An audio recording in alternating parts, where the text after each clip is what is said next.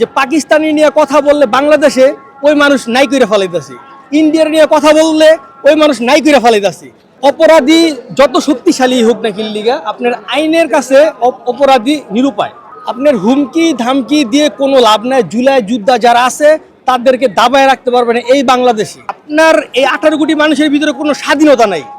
হাদি ভাই খুব ভালো মানুষ ছিল এবং কি সে শহীদ বরণ করছে।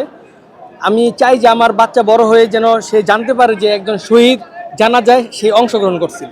তার জন্য আসলে কি বলবো, তার বাচ্চার কথাটা যখন সে বইলা গেছে, একটা সে নিউজে দেখলাম তার বাচ্চার কথা যখন বইলা গেছে তখন বুকটা আরও বেশি ফাইটা যায়। কারণ আমারও একটা বাচ্চা আছে, দেখেন একবার সেম বয়সেরই। ওনার বাচ্চাটা আর আমার বাচ্চাটা হয়তো বা কিছুদিনের ডিফারেন্স হবে, সে কারণে আমার এখানে আরও বেশি আশা যে তার বাচ্চাটা যদি আসলে কিভাবে বড় হইবে। এখন অনেকে তো বলে যে সেই দায়িত্ব নিব সেই দায়িত্ব নিব, আসলে এগুলা কয়দিন পরে দায়িত্ব আর কি নেওয়ার ওরকম এটা আপনার একটা অবহেলিত হয়ে যায়। ঠিক আছে, এরকম বলার মাধ্যমে শুরুতে গরম গরম অনেক কিছুই বলে, কিন্তু গরম যখন শেষ হয়ে যায়, ঠান্ডা যখন হয়ে যায়, তখন আর মানুষ খুঁজে পাওয়া যায়। ঠিক আছে, এটা খুনিরা পালায় গেছে আমার কাছে আর কি যতটুকু মনে হয়, এটা উপরের মহলের কিছু চক্র হয়তো হাত থাকতে পারে।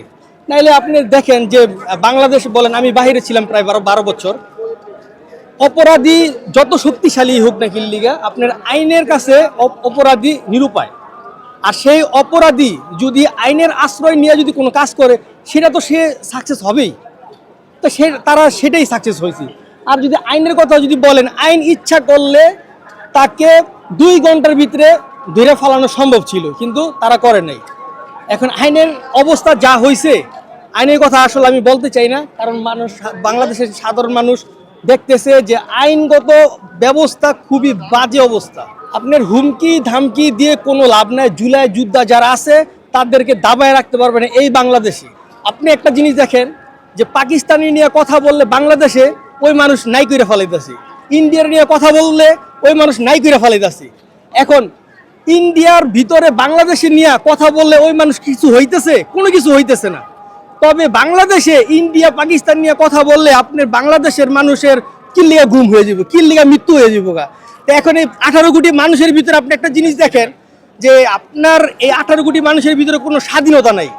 অন্য একটা দেশের কথা আমার বিপরীত থাকতেই পারে, আমার ঝামেলা থাকতেই পারে, আমার দলমত অন্য দেশের নিয়ে থাকতেই পারে। এই কারণে আমি বলাতে যদি আমার যদি মৃত্যুবরণ করতে হয়, তাহলে আমার দেশের সিকিউরিটিটা কি? হাদির মৃত্যুর সংবাদটা শুনে আসলে কলজার আমার ফাইটে। আজকে 1 সপ্তাহ ধরে মারা গেছে তিনি। যখন গুলি লাগছে তখন আসলে আমি মোবাইলের মধ্যে দেখতেছি খালি এগুলোই।